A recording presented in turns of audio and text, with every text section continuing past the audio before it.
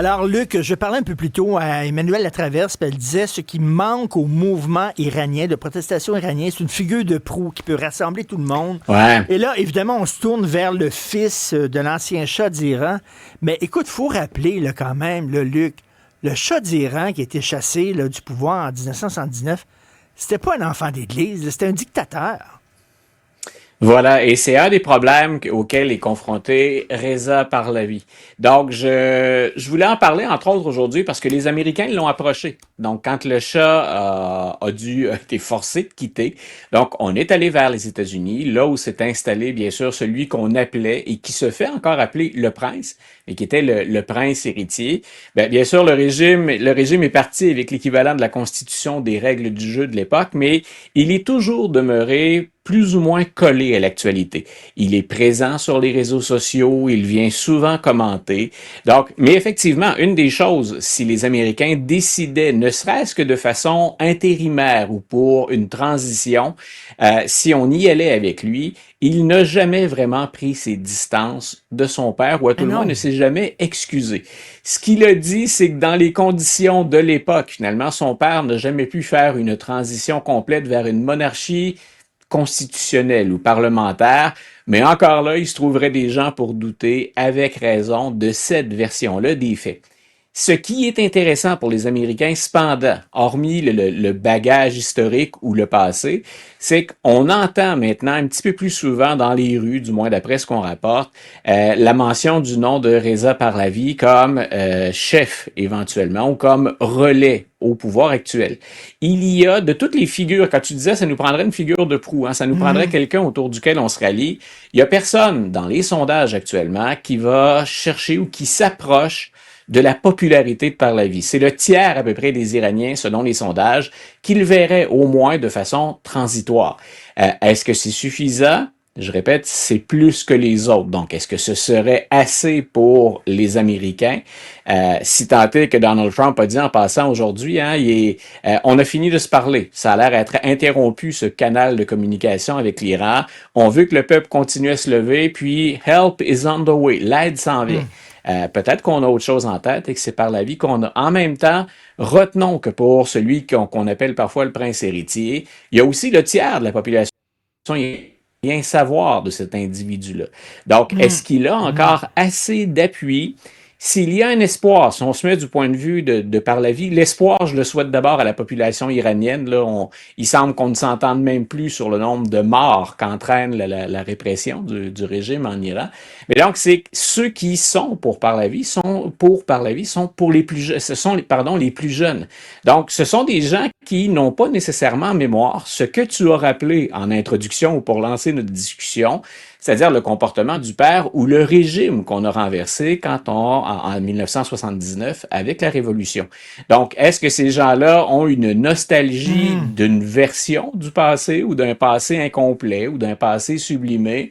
Toujours est-il, en tout cas, qu'il est encore dans les discussions et sa proximité avec les Américains pourrait peut-être favoriser un retour, ne serait-ce que temporaire. Donc, c'est l'envoyé spécial, hein, le fameux envoyé spécial qui est très, très occupé, c'est Witkoff, dont on a entendu le nom pour Israël, on a entendu le nom aussi pour l'Ukraine et pour la Russie. Cette fois-là, c'est lui qui se sera entretenu directement avec Pahlavi. Donc, il n'y a rien qui émane des discussions disant si on pousse quelqu'un, c'est lui qu'on pousse, mais c'est quand même intéressant de voir qu'il semble y avoir cette fois-là une coïncidence entre la discussion entre Witkoff et Pahlavi et ce qu'on entend parfois qui émane ou qui provient du terrain en Iran. La page couverture du dernier numéro de Charlie Hebdo, c'est écrit Le fils du chat est aussi con qu'un mollah. Bon, c'est Charlie Hebdo, là. On s'entend, là, mais tu sais, ça montre qu'il y a des gens qui sont quand même assez critiques. Écoute, Donald Trump qui Oui, fait tout à déclencher fait. une enquête criminelle contre le président de la Fed.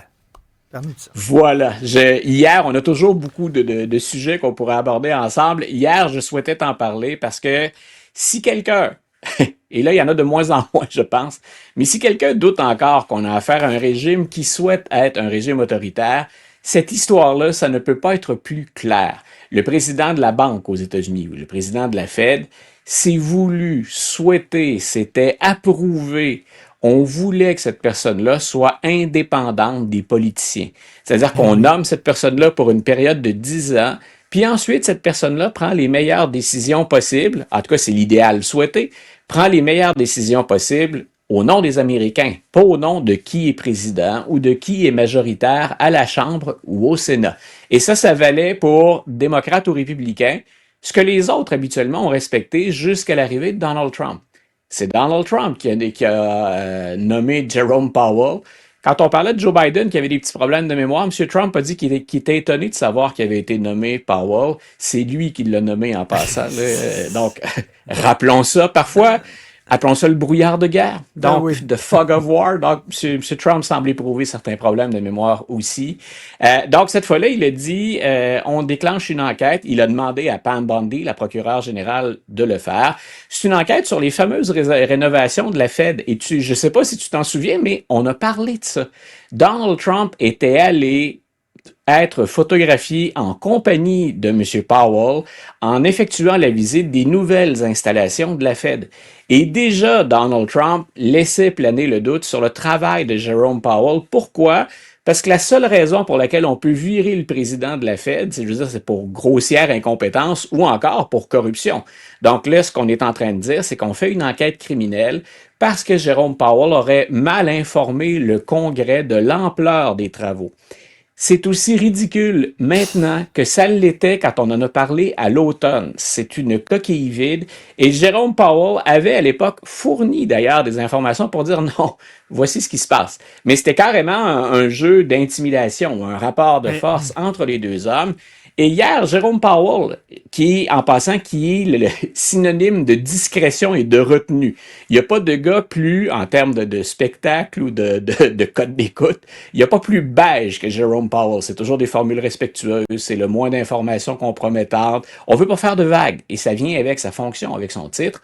Et M. Powell, hier, a relayé une vidéo dans laquelle il explique aux Américains, ça, c'est une tentative d'intimidation, c'est du jeu, parce que j'ai refusé de baisser le taux d'intérêt au niveau ou avec la vitesse souhaitée par l'administration Trump. Et Luc, il faut rappeler que le directeur de la Banque du Canada a volé au secours de M. Powell en disant qu'il fait un très bon job et qu'il est indépendant et qu'il faut protéger son indépendance. Merci, Luc. Tout à fait. À demain. Une bonne fin de journée. Bye.